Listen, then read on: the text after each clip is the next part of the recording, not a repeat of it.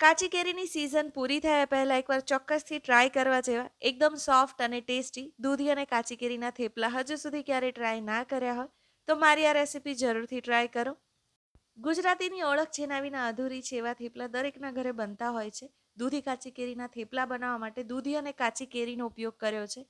ધોઈ સાફ કરી અને છાલ કાઢી લીધી છે. મીડિયમ કાણાવાળી છીણીનો ઉપયોગ કરી કાચી કેરી અને દૂધી બંનેને છીણી લેવાના છે. દૂધીનું છીણ પોણો કપ અને પા કપ કેરીનું છીણ લીધું છે. બંને અડધું અડધું પણ લઈ શકાય. દૂધી સાથે કેરીનું કોમ્બિનેશન ખૂબ ટેસ્ટી લાગે છે.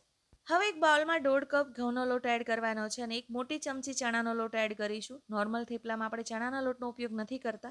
તમે મારા મેથીના થેપલાની રેસીપી જોઈ હશે તો એમાં પણ મેં યુઝ કર્યો છે. જ્યારે તમે દૂધી કે મેથી કોથમીર કે એવું યુઝ કરતા હોય ત્યારે સાથે થોડો ચણાનો લોટ એડ કરવાથી થેપલા ખૂબ ટેસ્ટી બની જાય છે. અને 2 મોટી ચમચી તલ સાથે એક નાની ચમચી અજમો લેવાનો છે અને હાથેથી ક્રશ કરી અને ઉમેરી દેવાનો છે. તલ અને અજમો થેપલાને વધુ સ્વાદિષ્ટ બનાવી દે છે. 5 ચમચી હિંગ અને અડધી ચમચી હળદર એડ કરવાના છે. 1 નાની ચમચી લાલ મરચું પાવડર અને અડધી નાની ચમચી મેથીનો મસાલો જે આચાર મસાલો આવે છે એ ઉમેરીશું. તેનાથી થેપલામાં ફ્લેવર વધારે સરસ આવે છે. તમારે અવોઇડ કરવો હોય તો કરી શકાય અને તમારી પાસે ખાટું અથાણું હોય તો એનો જે મસાલો છે એ પણ આમાં ઉમેરી શકાય. થેપલા વધુ સ્વાદિષ્ટ બની જશે. 5 કપ ઝીણી સમારેલી કોથમીર અને સાથે દૂધી અને કેરીનું છીણ ઉમેરીશું.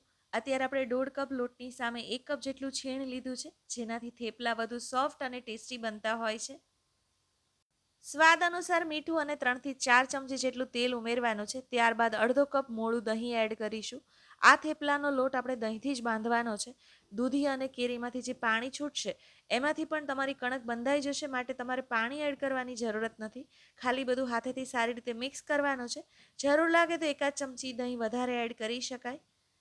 બધું હાથેથી સારી રીતે મિક્સ કરીશું અને મીડિયમ સોફ્ટ કણક તૈયાર કરીશું. નોર્મલી થેપલાની કણકને આપણે 15 મિનિટ જેટલો રેસ્ટ આપતા હોય છે, પરંતુ દૂધીના થેપલાને રેસ્ટ નથી આપવાનો, કારણ કે દૂધીમાંથી પાણી છૂટવા લાગે છે અને કણક વધારે સોફ્ટ હશે તો વણતા નહીં ફાવે. સહેજ તેલવાળો હાથ કરી અને કણકને કૂણવી લેવાની છે અને તેમાંથી થેપલા બનાવી લઈશું.